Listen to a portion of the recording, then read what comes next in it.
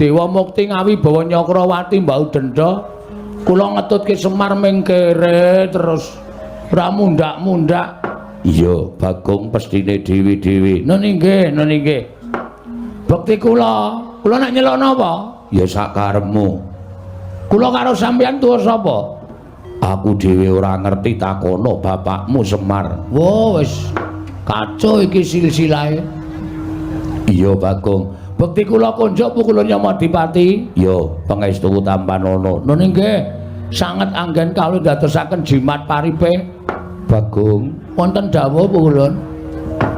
Ana apa Bagong kita sowan ngane-anehi teka dadi gegering kayiwangan hawa panas sing sumundulana ing kayiwangan. Ana kawan Bagong matura yen darbe panjaluk tumuli matura, yen darbe pitakonan tumuli takokno marang panjenengan ulun. Ulun bakal nampa ingkang dadi atur kita Panakawan. Matur sembah sewu nuwun tanpa pepindhan pukulun. Wale-wale menapa? Sowan kula ngersa paduka Hyang Pikulun menika estunipun nuruti kalih ati kula pukulun. Nuruti kelawan ati kita. Nggih. Sebabe apa? Critane rak ngeten. Kula niku krungu kabar nek Kak Gareng niku wis tau tate ketemu karo bapakne. Kula tanjeke teng omahe Gareng. Reng apa kowe tau ketemu karo bapakmu kok? Gareng niku semaur, heeh. Nek ngono adek iki dudu anake Semar, dudu ya ming anak pek-pekan ngoten. Lah bapakmu sapa, Reng? Bapakku ki padha karo bapakne Petro, tunggal bapak. Terus kula mara tenggene Petro. Truk, ngoten niku. Apa bapakmu karo bapakne Gareng ki padha apa? Padha. Nek ngono kowe karo aku barang ki padha tunggal bapak, ora. Kowe ki beda dhewe. Ngoten niku. Lah terus bapakku sapa, Truk? Bapakmu ya Semar kae. Monggo ati kula niku jane ora pas. Nek kula ngrasake anak Semar niku mboten. Wong Petruk karo Gareng kowe bapakne beda kok. Ngoten. Nggih bener nek Semar niku ya anak-anak. Ning anake Semar niku do dadi dewa. Mula sing dijak medhun ning jagat niku mung anak-anake Kuwalon. Sing dijak sengsara niku mung anak-anake Kuwalon. Terus kula takon kalih Gareng, "Lah anakku, bapakku sapa, Reng?" "Ayo mbah, ngoten niku. Kelara-lara kula 7 dina 7 bengi ora doyan mangan. Meneng mawon kula teng omah mikir nganti rambut kula sing ngarep rontok niki. Niki merga kula mikir wong tuwa kula niku jane sapa? Ora mungkin nek kula niku urip kok mlethek saka watu. Niku mboten bakal kelakon." Tumuli kula rembugan kalih bojo kula. Bojo kita nggih. Yem Tariem. Bojo kita jenenge Tariem. Nggih. Malah durung ulun catet. Yen to ulun kagungan titah alan Dewi Tariem. Mboten Dewi. Niku mboten anake ratu, niku anake tani kok. Iya Bagong. Nggih. Lek kula ketemu teng Gubuk Asmara.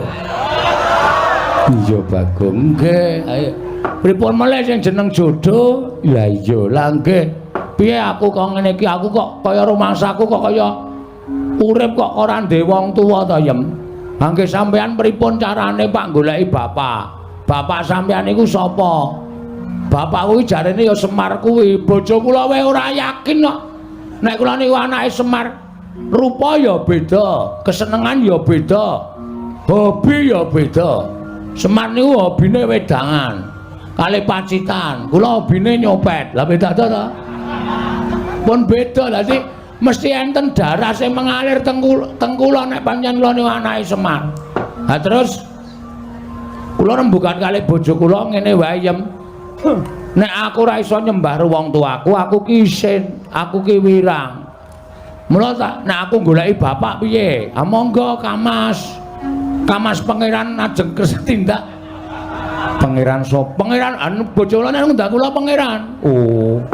Mboten napa-napa karang wis aku gelem ngepek kowe Yem nek kowe nek nyeluk aku pangeran ngoten nek nang omah. Sepriki niki nek ajeng tindak goleki bapak nggih monggo. Ning kowe tak tinggal suwe lho Yem mboten masalah ngoten. Mengko nek kowe kangen piye ora? Bojo kula niku Semar Ranggi tesih kathah tangga teparo to Mas.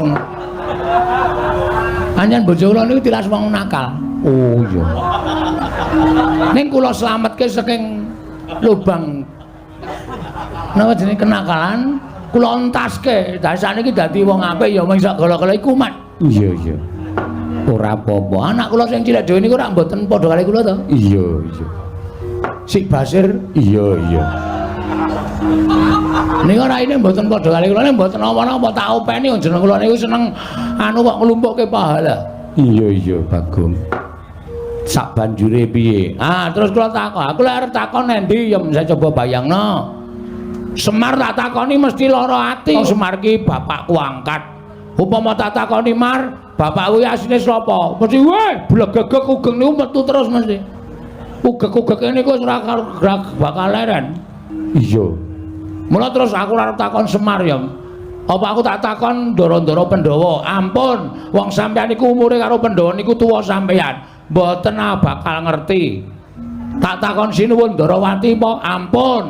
Nika ya tuwa sampeyan karo Nata Ndarawati. Lah aku terus arep takon endi? Mang minggah teng Kayangan Surabaya. Suralaya, Suralaya. Dalane ngendi ya? Nek ngendikaning Kyai Sepuh kudu munggah Gunung Himalaya. Kula lakoni mongko dhuwure minta ampun. Pucuke nganti ketutupan mega niku rak saking dhuwure. Kula nggawa tampar. Mendaki kula niki wau. Iya Bagong, nggih. Terus tekan latar sing ngombo sing panas banget wae jenenge napa Kulun? Repat kepanasan. Ah. Repat kepanasan riku panase ra jamak-jamak. Terus kula ajeng mlebu niku dijegat buta loro. Nggawa gada ali nggawa pedhang gedhe banget. Kuwi buta ingkang tunggu kari sela matangkep. Jenenge sapa? Cingkara Bala, Bala